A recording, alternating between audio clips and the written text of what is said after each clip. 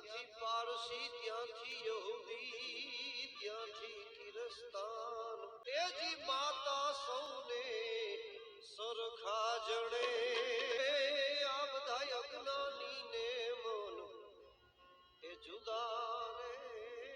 આ સૃષ્ટિમાં બ્રાહ્મણ હોય, વાણિયા હોય, ક્ષત્રિય હોય, દરેક જ્ઞાતિના હોય, દરેકની માતા સરખી જ છે.